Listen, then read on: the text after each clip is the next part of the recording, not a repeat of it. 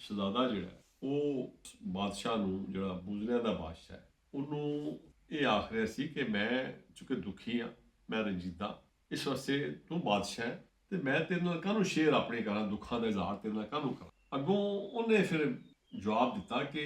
ਤੈਨੂੰ ਮੈਂ ਸੁਖੀ ਨਜ਼ਰ ਆ ਰਿਹਾ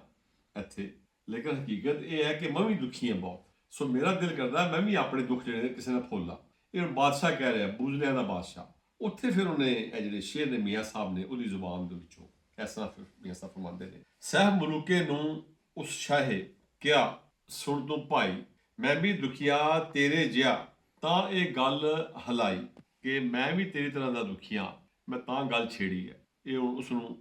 ਜਿਹੜਾ ਬੂਜ਼ਲਿਆਂ ਦਾ ਬਾਦਸ਼ਾਹ ਜਿਹੜਾ ਕਿ ਆਦਮ ਹੈ, ਉਹ ਲਫ਼ਜ਼ ਕਹਿ ਰਿਹਾ ਹੈਗਾ ਕਿ ਮੈਂ ਵੀ ਦੁਖੀਆ ਯਾਰ, ਤੇ ਮੈਂ ਹੁਣ ਤੇਰੇ ਨਾਲ ਤਾਂ ਗੱਲ ਕਰ ਰਿਹਾ ਕਿ ਤਾਂ ਕਿ ਮੇਰਾ ਵੀ ਅੰਦਰੋਂ ਹੌਲਾ ਹੋਵੇ, ਮੈਂ ਵੀ ਆਪਣੀ ਜਿਹੜੀ ਗੱਲ ਹੈ ਦੁੱਖ ਕਿਸੇ ਨਾਲ ਸ਼ੇਅਰ ਕਰ ਸਕਾਂ। ਉੱਥੇ ਹੁਣ ਇੱਕ ਅਗਲਾ ਜਿਹੜਾ ਸ਼ੇਰ ਹੈ ਮੀਆਂ ਸਾਹਿਬ ਫਰਮਾਉਂਦੇ ਨੇ ਕਿ ਬੂਜ਼ਲਿਆਂ ਦੀ ਕੌਮੇ ਅੰਦਰ ਆਦਮ ਹੋ ਕੇ ਜਾਲਾ, ਮੈਂ ਇਹਨਾਂ ਬਾਂਦਰਾਂ ਦੀ ਕੌਮ ਦੇ ਵਿੱਚ ਆਦਮ ਹੋ ਕੇ ਤੇ ਮੈਂ ਬਰਦਾਸ਼ਤ ਕਰਨ ਲੱਗਾ। Being a human I am among these monkeys, ਇਹ ਮੇਰੇ ਜਿਹੜੇ ਮਾਤਹਿਤ ਨੇ, ਜਿਨ੍ਹਾਂ ਦਾ ਮੈਂ ਹੁਕਮਰਾਨ ਹਾਂ, ਸੋ ਇਹਨਾਂ ਦਾ ਹੁਕਮਰਾਨ ਮੈਂ, ਲੇਕਿਨ ਮੈਂ ਆਦਮ ਹਾਂ,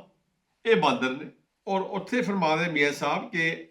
ਨਾਲ ਨਹੀਂ ਮੈਂ ਇੱਥੇ ਕਿਸ ਨੂੰ ਹਾਲ ਦਸਾਲਾਂ, ਕਹਿੰਦਾ ਮੈਂ ਕਿਸੇ ਖਾਹਿਸ਼ ਨਾਲ ਨਹੀਂ ਬੈਠਾ ਇੱਥੇ ਬਾਦਸ਼ਾਹ ਬਣ ਕੇ, ਮੇਰੇ ਕੋਲ ਆਪਣੀ ਖਾਹਿਸ਼ ਨਹੀਂ ਹੈਗੀ, ਤੇ ਮੈਂ ਕਿਹਦੇ ਨਾਲ ਹਾਲ ਆਪਣਾ ਜਿਹੜਾ ਸ਼ੇਅਰ ਕਰਾਂ, ਕਿਸ ਨੂੰ ਹਾਲ ਦੱਸਾਂ ਯਾਨੀ ਸ਼ੇਅਰ ਕਰਾਂ। ਅੱਗੇ ਜਿਹੜਾ ਨੇ ਇਹ ਫਿਰ ਸ਼ੇਰ ਮੀਆਂ ਸਾਹਿਬ ਦਾ ਇੱਕ ਕਿਸਮ ਦਾ ਇੱਕ ਕੌਲ ਦੀ ਸ਼ਕਲ 'ਚ ਹੈ, ਔਰ ਉਹ ਹੈ ਕਿ ਆਪੋ ਆਪਣੀ ਕੌਮੇ ਅੰਦਰ ਰਾਜ਼ੀ ਹੈ ਹਰ ਕਾਈ, ਆਪੋ ਆਪਣੀ ਕੌਮੇ ਅੰਦਰ ਰਾਜ਼ੀ ਹੈ ਹਰ ਕਾਈ, ਹਰ ਇਨਸਾਨ ਆਪੋ ਆਪਣੀ ਕੌਮ ਦੇ ਵਿੱਚ ਰਾਜ਼ੀ ਹੈ, ਹੈਪੀ ਹੈ, ਕਿਉਂਕਿ ਕਲਚਰ, ਤੌਰ ਅਤਵਾਰ, ਉੱਠਣਾ ਬਹਿਣਾ, ਖਾਣਾ ਪੀਣਾ, ਦੇਖਣਾ, ਲਿਬਾਸ, ਜ਼ਬਾਨ,